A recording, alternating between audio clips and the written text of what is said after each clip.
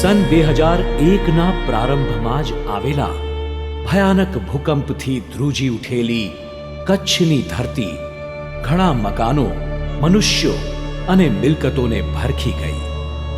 તેથી ચોમેર ફરી વળેલા કરુણ આક્રંદે બચી ગયેલા માનવીઓની હૈયા ભૂમિ પણ ધ્રુજાવી દીધી. આવા કપરા સમયે દુર્ઘટના બન્યા પછીની ગણતરીની ક્ષણોમાં જ સૌની મદદે દોડી ગયેલા પ્રમુખ સ્વામી મહારાજની સેવા સરિતાએ કચ્છની કાયા પલટ કરી દીધી. કચ્છના એ કાયાકલ્પની કહાણીને આવો આપણે નિહાળીએ. સ્વામી શ્રી સંસ્થાની અનેકવિધ પ્રવૃત્તિઓની વ્યસ્તતા વચ્ચે પણ વ્યૂહાત્મક રીતે ભુજ ભૂકંપની રાહત કામગીરી બજાવતા હતા. તેઓ આ બાબતે કોઈ બાંધછોડ કરવા માટે તૈયાર નહોતા. જ્યારે મોટા પાયે રાહત કાર્ય કરવું હોય તો એના માટે પ્રાથમિક આવશ્યકતા ઊભી થાય છે આર્થિક ભંડોળની. પણ આ માટે કરવી પડે પહેલ અને અપીલ. આથી તેઓએ આ માટેનો યજ્ઞ લંડન ખાતે આરંભાવ્યો.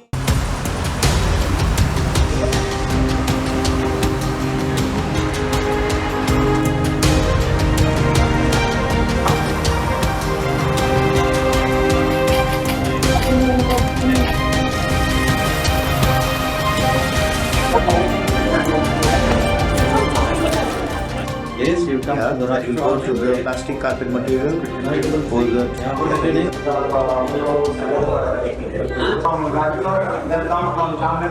But I particularly want, if I may say so, to commend the Swaminarayan Hindu Mission here in Neasden for its truly remarkable role.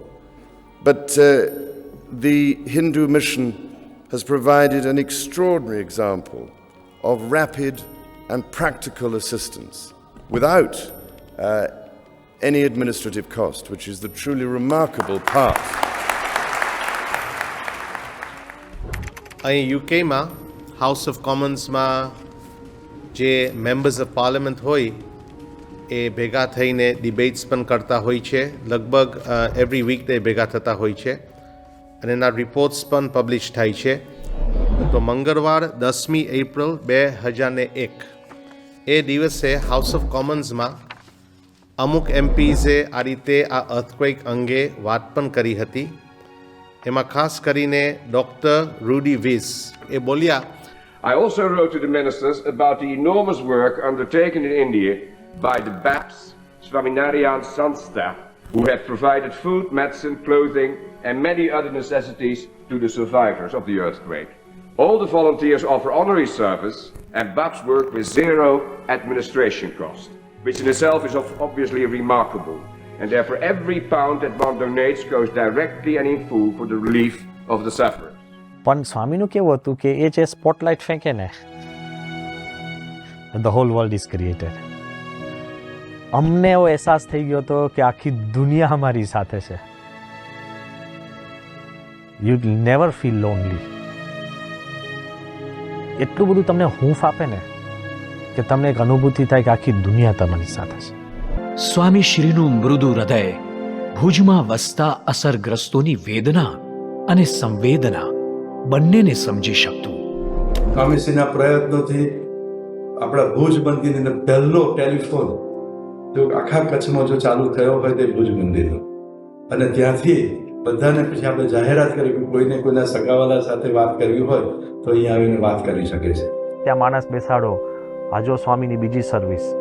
સમાચાર સાચા મળે અને સમયસર મળે એમાં પણ હૂંફ અને શાંતિ થતી હોય છે. જેને જેને પ્રશ્ન હોય ત્યાં ફોન કરે. આપણા સ્વયંસેવકો આખી મોટા મોટા ચોપડા બનાવ્યા હતા. નામ આપે, એનું એડ્રેસ આપે, એટલે બીજા સ્વયંસેવકો હોય જેની પર સ્કૂટર હોય જઈને જોઈ આવે, પછી કહે કે ભાઈ તમારા જે સગાવાલા એ સાજા છે, જીવે છે, કોઈ ચિંતા ના કરતા. ઇન્ફોર્મેશન પાસિંગ અક્રોસ ગુજરાત શરૂ કર્યું હોય તો ઇટ વોઝ બાપા. સ્વામીએ પહેલી ટપાલ પોસ્ટ ત્યાં ભુજ મંદિરમાં ચાલુ કરી અને બધાને કોઈને પત્ર લખવા હોય તો પત્ર લખીને ત્યાં આપી જાય અને એ પત્રો સાંજ પડે કે ત્યાં રાજકોટથી બધી સામગ્રી આવતી એટલે રાજકોટ પહોંચી જાય અને ત્યાંથી પછી પોસ્ટ થાય અને એમના સગાવાલાને રાજકોટ મંદિરનું સરનામું આપેલું અને એની અંદર પોતાનું પણ લખે સરનામું ત્યાંનું ભુજનું, તો એ બધી ટપાલો રાજકોટ આવે અને ત્યાંથી બધી બીજે દિવસે સવારે છે એ ત્યાં ભુજ આવે અને ત્યાં આપણા કાર્યકર્તાઓ છે એ ઘરે ઘરે જઈ અને ટપાલો પહોંચાડે. એક ટપાલીની સેવાનું કામ પણ પ્રમુખ સ્વામી મહારાજે કરેલું. એક માનવીય અભિગમ, અરે કહેવાનું એ હતું કે સ્વામી એક માનવીય અભિગમ સાથે કરતા હતા.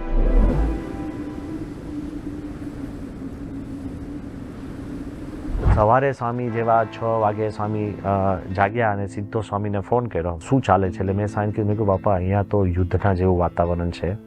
મેં કહ્યું બાપા અહીંયા પાણી જ છે નહીં, નાવાનો પ્રશ્ન છે, તો અમે ત્યાં જઈને રાજકોટ રહેશા કે ના? કારણ કે ત્યાં જ રહેવાનું. મોટામાં મોટું સ્વામીનું ડિસિઝન છે ને, જો અમે રાજકોટ ગયા હોત તો તમે કમ્ફર્ટ ઝોનમાં છો ને ત્યાંથી તમે સેવા કરવા આવો તો તમને એટલી લાગણી, એટલી તમને સહાનુભૂતિ નથી થતી. એ બહુ જ મોટો કોન્સેપ્ટ સ્વામીનો, સ્વામી કે ત્યાં જ રહેવાનું નહીં કે પણ જગ્યા છોડવાની નથી. First and the strongest decision. Swami Shri સર્વ પ્રકારે ભૂકંપ પીડિતોની વહારે દોડી પહોંચ્યા. તેઓની ભલામણથી ભૂકંપ પીડિતો માટે ભોજન માટેના આંધણ મુકાયા. તેઓની પ્રેરણાથી ભુજ પહોંચેલા સંતો દ્વારા કાટમાળમાં ફસાયેલા લોકોની બચાવ કામગીરી હાથ ધરાઈ. તેઓની આજ્ઞાથી સંતો જનરેટર લઈ જઈ પ્રાથમિક જરૂરિયાતોને સંતોષવા લાગ્યા. તેઓના આદેશથી ઈજાગ્રસ્તો માટે આરોગ્ય સેવાઓ આરંભાઈ. સ્વામી શ્રી જાણતા હતા કે પીડિતોને બેઠા કરવા માટે કેવળ સુવિધાઓ આપવી પર્યાપ્ત નથી, પણ એમની માનસિક વિટંબણાને દૂર કરવી પણ અનિવાર્ય છે. આથી તેઓએ કરુણાની ક્ષિતિજને ઓર વિસ્તારી. તેઓએ સંતોને ઘરે ઘરે પધરામણીઓ કરીને લોકોને પ્રેમ અને પ્રેરણા આપવાનો આદેશ આપ્યો. હિંમત કે હુંક મળી છે ને સંપ્રદાય આપી અને અમારા માટે આ પ્રમુખ સ્વામી બેઠા છે. ભુજની અંદર અમે કહીએ અમે અમારા પ્રમુખ સ્વામી અમે લાશો ખાલી ત્યાં અમે જોવા ગયા હોઈએ, આ બધું જોવા ગયા હોઈએ તો દોડીને આવી શું ખપે છે કહો, તમે ખપે શું છે કહો. કેમ માં કેમ કે છોકરાને ખપે શું છે કહો. અમે સંસારી નથી કરી શકીએ, તમે સંતો કરી. હા અજબ કરે છે, તમે તમે સંતો કરે. તો આમની અમે સંસારી બધું વસાવી ખોટું પસ્તાણા પર તમે જે સંતો કર્યો. જે મોહન સાંઈ મહારાજ પધારેલા તો થોડા દિવસમાં આવી ગયેલા અને બધું જ મુલાકાત લીધી, બધાને બહુ બળ આપ્યું, બધી વાતો કરી ત્યાં આગળ. તમે બધા અહીંયા આવ્યા છો સ્વયંસેવકો, કોને પડી છે જો બધા કેટલાય કાંઈ બહુ તો દાન મોકલાવી દે આમ કરે એટલી, પણ અહીં આવીને આ રહેવું કરવું, કોઈ એક દિવસ ભાગી જાય આવીને બધા જોઈ કરીને ભાઈ ચાલો આપણું કામ નહીં, જે આપણે બાપાની આજ્ઞાથી બાપાના આશીર્વાદ રાજીપો લેવા માટે પડાવ નાખ્યો છે. સંતોએ બધા બધું અગવડતોથી ઘણી છે પણ તોય બાપા સામે દ્રષ્ટિ છે એટલે આ ભક્તિ જ છે, મારા જ છે. આ આમ તો જે કહો એ બધું આની અંદર બધું આપણે સમજી લેવાનું. અમારે લગભગ દરરોજ રાતના 11 થી 12ની વચ્ચે મિટિંગ થાય. જે સંતો હતા બધા અને જે સેવકો બધા 11 થી 12ની વચ્ચે મિટિંગ થાય. એ બધી તૂટેલી રૂમ, કોઈ રૂમ હરખી હતી જ નહીં. અને અમે હતા ને ત્યારે પણ આફ્ટર શોક આવ્યા હતા. આફ્ટર શોક આવે આખું બિલ્ડિંગ હલે, બધા ભાગી ગયેલા, ફરી પડ્યું. કેમ કે 2-3 દિવસ સુધી તો આફ્ટર શોક ચાલ્યા જ બધા આમ, અને દોડીને ભાગી જાય બધા સંતો સ્વયંસેવકો, કંઈ નહીં થાય ભાઈ કંઈ નહીં, અને પાછું આખું હલે, પાછું આમ સેટ, એટલે બધું સેટ થતું હતું આખું. આપણે સાક્ષી છે કેટલા મહિનાઓ સુધી 11 પછી ફોન આવ્યા જ હોય બાપાના. અને આ બાજુ સ્વામી જ્યારે આપણને ફોન કરે એટલે બધાનો ઉત્સાહ લેવલ, આખા દિવસનો થાક ઉતરી જાય. અને જે કાંઈ નાના મોટા આપણને કંઈક પ્રસંગો બન્યા હોય બધું શમી જાય, શાંત થઈ જાય, અને અ ડીપલી સ્પિરિચ્યુઅલ એક્સપિરિયન્સ. અને અમે બધા જ ભેગા થઈ જઈએ આમ રોજનું, અને રોજ સ્વામીને રિપોર્ટ આપતા. It went on for months. એક તરફ ત્રાસનાશ થયેલા સમાજની માનસિકતા, બીજી તરફ લાગણીઓનો એટલો બધો મનની અંદર ઊભો થયેલો ટ્રોમા, અને આ ટ્રોમાનો ઉપાય શું, તો કરવું શું? મારું સગું વાલું ગુજરી ગયું છે, હું એના અંતિમ સંસ્કાર નથી કરી શક્યો. મારા નજીકના લોકો છે એને કલ્યાણ કેમ થશે, ભલે આપણે એને રિલિજિયસ પાસું માનીએ, પણ આ રિલિજિયસ પાસાનો ખ્યાલ પણ કરવો એ જબરજસ્ત વાત હતી. અને એ ટ્રોમામાંથી બહાર લાવવા માટેની હ્યુમન સાયકોલોજીનો અભ્યાસ એ પ્રમુખ સ્વામી મહારાજે ઝીણવટથી કરી અને યજ્ઞોનું આયોજન કર્યું. That was the only programme of Pramukh Swami મહારાજ. અને એમણે એ જ્યારે સાયકોલોજીકલ વિચાર કર્યો ત્યારે લોકોને થયું કે હવે મારા જે કોઈ મૃત સ્વજનો છે એમને ભલે હું સીધી રીતે નથી કરી શક્યો, પણ આ માધ્યમ મારફતે હું એમના આત્માના કલ્યાણની પ્રાર્થના કરી શક્યો, એ પણ મારા માટે મોટી વાત છે, મારા માટે આશ્વાસન છે, એવું સામાન્ય જનને પણ તે વખતે લાગ્યું હતું. સ્વામીશ્રીએ હંગામી આવાસો 3 ટેન્ટ સિટીના રૂપે તૈયાર કરાવ્યા. અને તે વખતે સ્વામીશ્રીએ ત્યાં સામે પશુપાલન ખાતાની જમીન હતી એની અંદર ટીન હાઉસ બનાવ્યા. કેલ્વિનાઇઝના પતરાથી એ ટીન હાઉસ બનાવેલા. આમાં ભારતમાં કેવું છે, બધાને પોતાની સામગ્રી લોક કરવી જોઈએ. ટેન્ટમાં એને સેફ ના લાગે. સૂવો હોય તો ટેન્ટમાં સૂવે, અને અંદર કંઈક ખાવાનું પકાવવું હોય કે કંઈક રાખવું હોય તો આ એટલે ટીન અને ટેન્ટ સિટી એ આપણે નવો કોન્સેપ્ટ છે. કોઈ જગ્યાએ કોઈ કરતું નથી, કાં ટેન્ટની સિટી હોય કાં પછી ટીનની સિટી હોય, પણ ટીન ટેન્ટ સિટી કર્યું. એમાં પછી આપણે બાથરૂમો આ તે એની ચોખ્ખાઈ રહે આમ તેમ, એની અંદર જ આપણે ભણવાની નાની સ્કૂલ કરીને અંત એટલે 500 આવા આવાસો આપણે તાત્કાલિક ધોરણે કર્યા. અને 28 ફેબ્રુઆરીએ કેશુભાઈ ત્યાં આવેલા અને એ પણ આપણા કેમ્પની મુલાકાતે આવેલા. અને તે વખતે એમણે પણ એક વિચાર બધાની સમક્ષ મૂકેલો. એ કહે છે કે હવે એના ટેમ્પરરી શેલ્ટર હાઉસ એટલે ટેમ્પરરી મકાનોની વ્યવસ્થા પણ આપણે કરવી જોઈએ. તે વખતે આપણને આનંદ થશે કે તે વખતે આપણા કાર્યકર્તાઓ કેશુભાઈને વિનંતી કરવા ગયેલા કે અમે આવા ટેમ્પરરી મકાનો બનાવ્યા છે ને, તમે એનું ઉદ્ઘાટન કરવા માટે પધારો. જ્યારે પ્રશાસનને વિચાર આવતો હતો ને ત્યારે પ્રમુખ સ્વામીએ એ વિચારને તો એક્ઝિક્યુટ કરી દીધો હતો અને એ મકાનો બનાવી દીધા હતા. કેશુભાઈ આવીને પહેલું જ વાક્ય કહો, પ્રમુખ સ્વામી મહારાજની કેટલું દૂરંદેશીપણું છે કે અમને તો જે વિચાર આવે છે ત્યારે એમણે તો આ મકાનો ખડકી દીધા છે. ભૂકંપ આવ્યો ને ત્યારે બધું જ ધ્વસ્ત થઈ ગયું હતું. ઘર, પરિવાર, સગા સંબંધી અને ઘરના પતિદેવ પણ મૃત્યુ પામ્યા હતા. ત્યારે કોઈ કે તો કોઈ સાથ દેવાવાળું નહોતું, કોઈ રાખવા જ તૈયાર નહોતો કે કોણ રાખશે, ક્યાં જશું, શું કરશું, શું ખાશું, શું પીશું, બધું શું કરશું, કેવી રીતે કરશું. પણ સાથે સાથે મને મારા દીકરાના ભવિષ્યની પણ ચિંતા થતી હતી. કઈ રીતે સ્કૂલ જશે, એ શું કરશે, મને બહુ ચિંતિત હતી અને બહુ જ મને વિચાર આવતા હતા.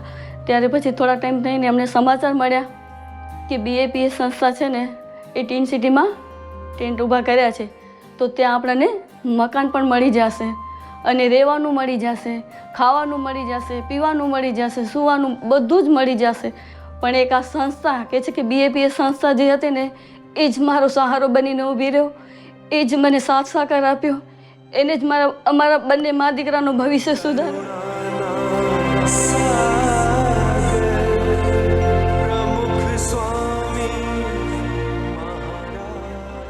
સન 2001માં ભૂકંપગ્રસ્ત ભુજની ભૂમિ પર પધારેલા પ્રમુખ સ્વામી મહારાજને સ્થાનિક રહીશો તો પોતાના તારણહાર તરીકે જ નિહાળી રહ્યા, કારણ કે આ અસરગ્રસ્તોની સઘળી સંભાળ લેવામાં સ્વામીશ્રીએ કોઈ કસર છોડી નહોતી.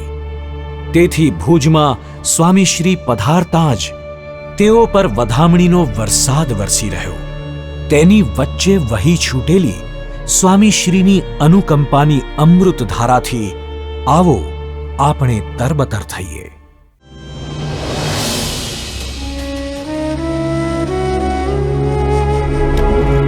આજનો દિવસ ભુજવાસીઓ માટે સોનેરી પુરવાર થયો.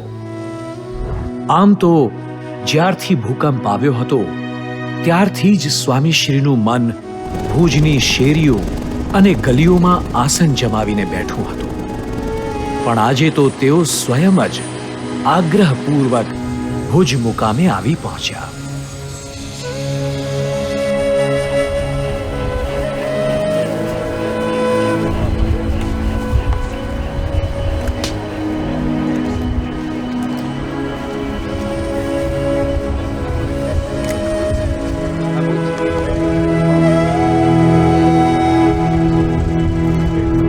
ભુજ આવ્યાના પ્રથમ દિવસે જ સમાજના શ્રેષ્ઠીઓએ સ્વામીશ્રીની સેવાઓને બિરદાવી.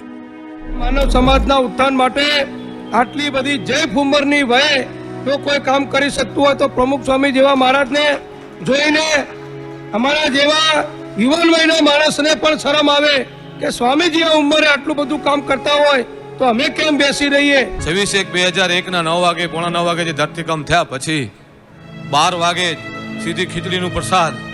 અમને ખબર નથી સ્વામી કે આ આફતમાં અમારું ગામ આટલું ફસાઈ જશે. જે સંતોને અમે ઓળખતા નથી, અમારા ભાઈઓ કામ ન કરી શકે, સંતોને અમે ઓળખતા નથી, જેને સ્નાન અને છૂતકનો સંબંધ નથી, જિંદગીમાં મળવાનો ક્યારે લાવો નથી મળે, સંતોની ફોજો ઉતરીને અમારા આંસુ લૂછ્યા, અમારા પેટમાં દાન આપ્યું ને અમારા ભાઈઓને જે ચાપરો આપ્યો છે, સ્વામી ક્યારે આ પ્રજા નહીં ભૂલે.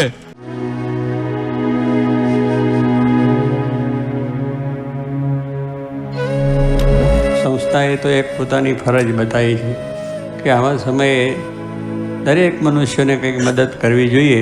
આપણી ભારતીય સંસ્કૃતિ છે જે વિવેક સાગર સ્વામી વાત કરી, અને ભગવાન સ્વામિનારાયણ પણ એ પ્રમાણે લોકોને રાતે જઈને, દિવસે જઈને, સવારે જઈને, વહેલા જઈને, મોડા જઈને, ગમે ત્યારે ગમે મુશ્કેલી આવી હોય તો પણ એનો હાથ ઝાલ્યો છે, એને ટેકો આપ્યો છે, એને ઊંઘ આપી છે, અને એનું સેવા કરી છે અને એના આશીર્વાદ આપ્યા છે. એટલે એ જ પરંપરાની આ સેવા છે અને એ રીતે આ સંસ્થાએ સેવા કરી છે. નાના મોટા બધા સંતો, હરિભક્તો, યુવકો જે ખડે પગે એ ભગવાન સ્વામિનારાયણની એ આદેશ છે અને આદેશ એમના જીવનમાં ખૂબ દ્રઢ થયેલો છે. એટલે હવે આ સમયે દોડીને આવી જાય છે અને આ પ્રમાણે જે કર્યું છે એ કેવળ ભગવાનની પ્રસન્નતા થાય છે એટલા માટેનું કાર્ય છે. આવા દુઃખના અંદર એ ભગવાન આપણને સર્વ પ્રકારે સહાય કરે છે એ આપણને અનુભવ થયો કે આવા સંકટે કોઈ નહીં ત્યારે ભગવાન આપણી ખબર રાખે છે. આવા પ્રસંગોએ આપણને ખ્યાલ આવે કે આપણે કોઈ નથી, તે ગ્રેક ક્યાં આવે છે, ભગવાન મારા તમારા દરેકમાં પ્રેરણા કરે અને એ પ્રેરણા કરીને સંતો તમારી પાસે આવી ગયા, આવી બધી સંસ્થાઓ પણ આવી ગઈ, અનેક માણસો તમારી પાસે આવ્યા પોતાની વસ્તુઓ લઈને તમને આપવા માટે. તો કામ કહેવાનું શું છે કે આ ભગવાન છે. આપણને લાગે ભગવાન ક્યાં છે, પણ ભગવાન આવા સમયે આપણે કંઈ એને પૂછ્યું નથી, કાગળપત્ર લખ્યા નથી, ટેલિફોન કર્યા નથી અને સીધા આપણી પાસે જ્યારે દોડી આવે છે ત્યારે એ જાણવું એ ભગવાન, એ ભગવાનનું કાર્ય છે, ભગવાનની અંદરની વસ્તુ છે. એટલે એ રીતની આપણી શ્રદ્ધા વધવી જોઈએ કે ભગવાન ક્યાં છે, એને ક્યાં જુએ છે. આપણે એવા બધું માનીએ છીએ પણ ભગવાન છે ને જુએ છે. આપણે સમય વખતે જો આવો સમય હતો ત્યારે આપણને ખબર પડી, ત્યારે આવી જે આપણી પ્રસંગોએ એ કાર્ય ભગવાનની વિશે આપણે શ્રદ્ધા છે ને વિશેષ થાય એ માટે ભગવાનને પ્રાર્થના છે. પણ તમે બધા સુખી થાઓ અને એટલી ઈચ્છાથી જ, સારી ભાવનાથી, સારી ઈચ્છાથી તમારું જીવન સુખી બને, તમારો સંસાર સુખી બને, તમારું કુટુંબ સુખી બને અને તમારો ધંધો રોજગાર મળે, દેશની અંદર પણ સારી ભાવના થાય, દેશ સેવા થાય અને સમાજ સેવા થાય અને સાથે ભગવાનની સેવા પણ આપણે કરવાની છે. તો એ પ્રમાણનું બળ ભગવાન સર્વને આપે. સ્વામીશ્રીનું હૃદય અત્યંત સંવેદનશીલ હતું. કાયમી રહેઠાણો તૈયાર થાય ત્યાં સુધી હંગામી ધોરણે ઊભા કરેલા આવાસો, શાળાઓ વગેરે એકમો જોવા માટે તેઓ નીકળી પડ્યા. જ્યારે સ્વામી ભુજ આવ્યા ત્યારે એમણે બધાને મળવાનું, આ તે ઉત્સાહ, ટીન સિટી જોવાનો પણ ઉત્સાહ તો સ્વામીને ખરેખર તાવ હતો. એટલે સ્વામીને આપણે કીધું કે બાપા આપણે ત્યાં બધે જવું છે, એના કરતાં આપણે જ્યાં ત્યાં રહે છે રહેવાસીઓ બધા આવી જશે. તોય સ્વામી ધરાર, સ્વામી કે મારે ત્યાં જવું જ છે.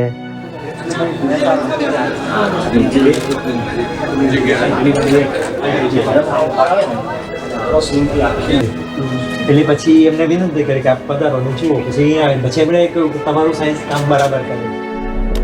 તેઓ જાણતા હતા કે ભૂકંપમાં જ્યારે ઘરની તમામ ચીજ વસ્તુઓ નાશ પામી હોય ત્યારે ઘરની સાથે સાથે ઘર વખરીઓનું વિતરણ પણ કરવું આવશ્યક છે. તેઓએ પ્રથમ સોપાનમાં જીવન જરૂરિયાતની વસ્તુઓનું વિતરણ કરીને લોકોને ટીન ટેન્ટ સિટીમાં રહેવા આવવાનો માર્ગ સુગમ કરી દીધો. આ ભૂકંપની ગોજારી દુર્ઘટનાને કારણે લોકો બેઘર થઈ ગયા. લોકો ટેમ્પરરી તંબુ બાંધીને રસ્તા ઉપર, રોડ ઉપર, ફૂટપાથ ઉપર, એ લોકો ક્યાં સુધી આ રીતે હાલતમાં રહેશે. એટલે ટીન સિટીમાં લોકોને તમામ સોયથી કરી સાવરણું, તિજોરી, રાશન, ગેસ, તમામની સુવિધા. એટલે માત્ર લોકોને પરિવાર સાથે એમાં રહેવા જ જાય, બાકી બાકસ પણ, માચીસ પણ ન લઈ જવો પડે એટલું બધું જ કીટમાં આપી અને સરસ મજાની વ્યવસ્થા કરી. અને એક મોટો પ્રશ્ન એક હલ થયો આનાથી. એ ઉપરાંત એક અનેરો વિચાર, આગવો વિચાર જે કદાચ ભાગ્યે જ કોઈ સંતો કરી શકે અથવા લોકોને આવી શકે કે નાના બાળકોનું શું, જે મા બાપ વિહોણા થઈ ગયા છે અથવા જેના મા બાપ હયાત છે પણ કંઈ હાથમાં કંઈ છે જ નહીં, એના માટે પણ રમકડા જોઈએ જ. એ પણ વિચાર કર્યો અને નાના બાળકો માટે રમકડાઓ પણ ઉપલબ્ધ કરાવ્યા. આટલું ખરેખર આ દીર્ઘદ્રષ્ટિ તો પ્રમુખ સ્વામી મહારાજ જ દાખવી શકે.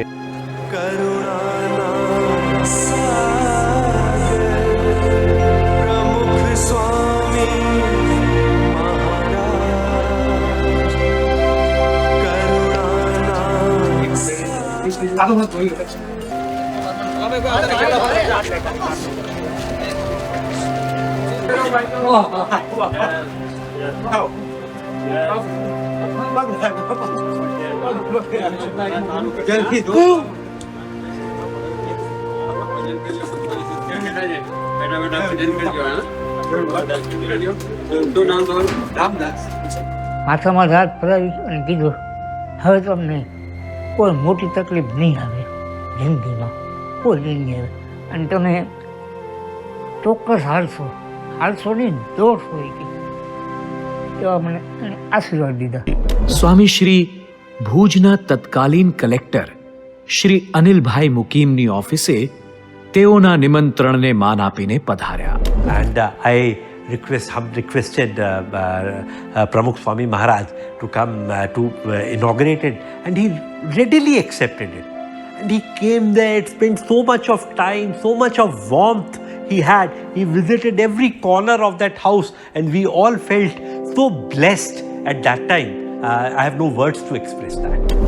કલેક્ટર શ્રીની ઓફિસને પાવન કરીને સ્વામી શ્રી ભુજ મોટા મંદિરે પધાર્યા. આ મંદિર તો પોતાના ઇષ્ટદેવ ભગવાન સ્વામિનારાયણની રચના હતી. અહીંના સંતોને તેઓએ લાગણી સભર સ્વરે કહ્યું કે તમારે કોઈ પણ પ્રકારની મદદની જરૂર હોય તો નિસંકોચપણે કહેજો. આ ઉદ્ગારો તેઓના હોઠેથી નહીં પણ હૈયામાંથી ફૂટ્યા હતા.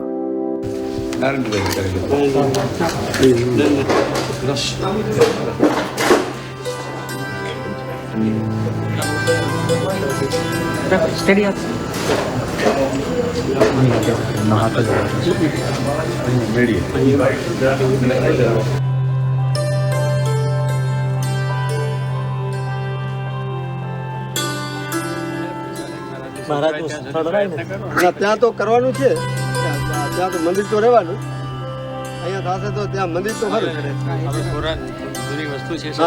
એમને મંદિર તો ખરું. એક પછી એક લેવાતા પગલાઓ તેઓની સમાજ પ્રત્યેની ચિંતાની ગવાહી પૂરતા હતા. ખરેખર સ્વામી શ્રી ભુજવાસીઓ પર અઢળક ઢળ્યા હતા. પરાકાષ્ઠા તો એ હતી કે આજના દિવસે તેઓની શારીરિક સ્થિતિ પણ સ્વસ્થ નહોતી અને છતાં તેઓ આટલું બધું વિચર્યા હતા. તદુપરાંત સ્વામીશ્રીએ આખા નગરની મુલાકાત લીધી.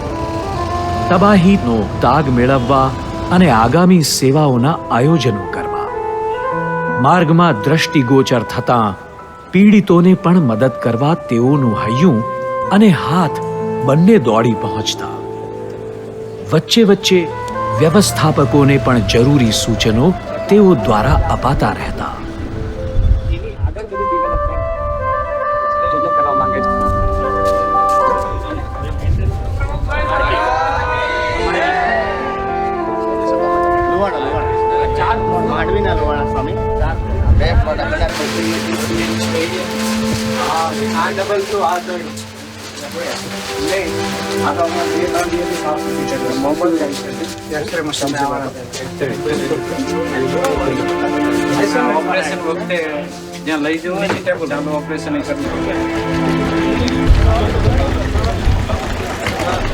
પણ એ સાથે સાથે એમણે એક લાંબા ગાળાનું આયોજન કર્યું કે આ બધા લોકો બેઠા થાય, ફરી કામે લાગી જાય, રોજીરોટીએ વળગે અને ભૂકંપની યાતનાને ભૂલી જાય.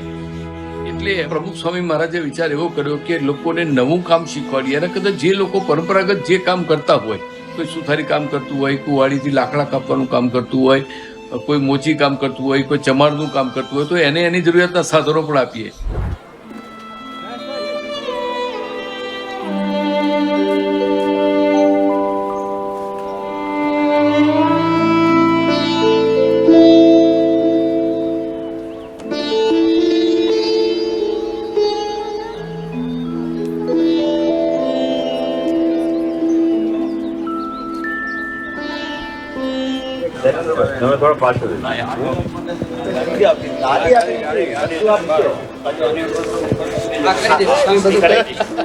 અને આજીવિકાના વિચારમાં દુકાનો ખોલવી, દુકાનોની અંદર માલ સામાન, દુકાનોની અંદરથી અપાતી પરિસ્થિતિ, એનો વિચાર પણ કરવો અને ઘરો બાંધી આપવા, સમાજને સ્થિર કરવો અને સધિયારો આપવો.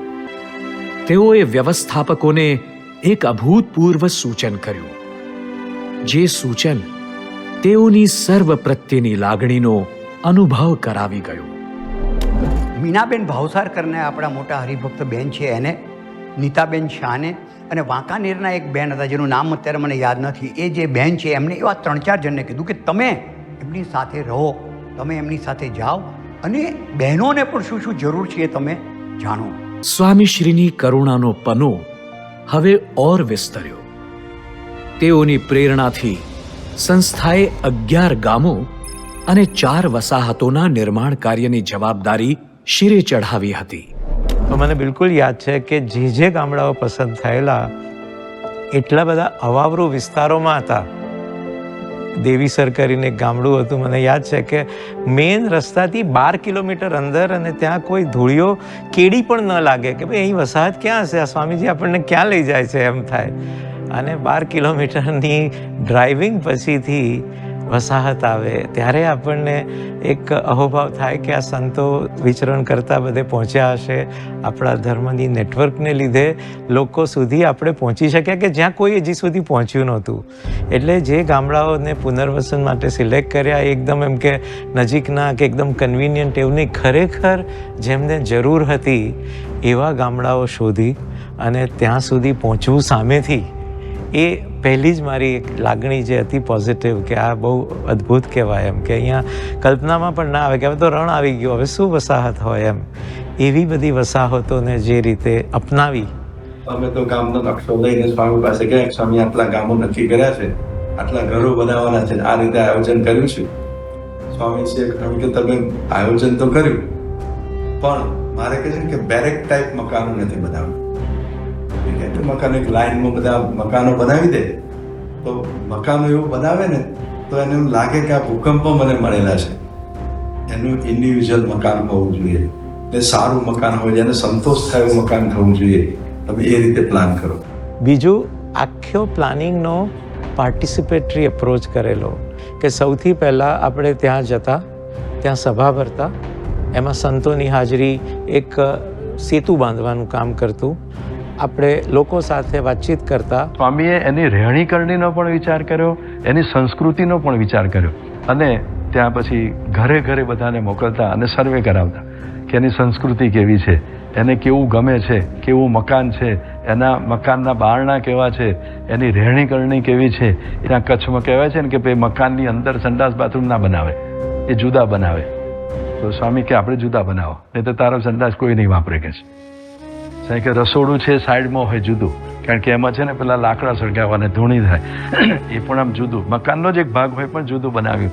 એટલે કે સ્વામીએ એની રહેણીકરણીનો પણ વિચાર કર્યો, એની સંસ્કૃતિનો પણ વિચાર કર્યો. અને એ પ્લાનિંગ લઈને અમે જ્યારે ફરી પાછા ગયા ત્યારે સ્વામી કહે છે કે આપણી ટેન્ડન્સી કેવી છે, આપણે ગામડાઓમાં છે ને લોકો ફળિયામાં રહેવા ટેવેલા છે, એટલે કે તમે સ્ટ્રીટ ફળિયા બનાવો કે છે.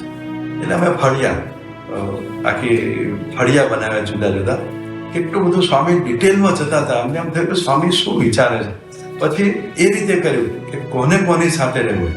સ્વામી કે મકાન બાંધતા પહેલા કઈ જગ્યાએ કોને મકાન આપવાનું છે નક્કી કરીને મકાન બાંધવાનું શરૂ કર્યું. અને દરેક ગામના નકશા એ રીતે બનાવ્યા હતા કે એ પ્લોટ હોય તો ભાઈ તમે કોની સાથે રહેશો, તમે આને અને આ ઝુમખાને ને આ ઝુમખાને બને ન બને, ગમે ના ગમે, કોકને પશ્ચિમમાં રહેવું હોય, કોકને પૂર્વમાં રહેવું હોય, તો એ રીતે દરેકનો પોતાનો પડોશ, પોતાની પસંદગી. એક ઝુમખું 7નું હોય તો બીજું કદાચ 12નું હોય કે બીજું 5નું હોય. એટલે સંપૂર્ણ રીતે લોકો સાથેના સંવાદથી પહેલાં પ્લાનિંગનો આ રીતનો પડોશનો કોન્સેપ્ટ લીધો. એક અનુભવ તો થતો જ રહેતો હતો કે સ્વામી બાપા આપણી સાથે છે કે, અને સ્વામી બાપા નિયમિતપણે પાછો સંપર્ક પણ કરતા હતા. રાતના 10:30 વાગ્યા હોય તો એમનો ફોન આવ્યો જ હોય, પ્રોગ્રેસ પૂછી લે, કંઈ મુશ્કેલીઓ હોય તો એમાંથી પણ રસ્તો બતાવે. ટાર્ગેટવાળું કામ આપ્યું હતું.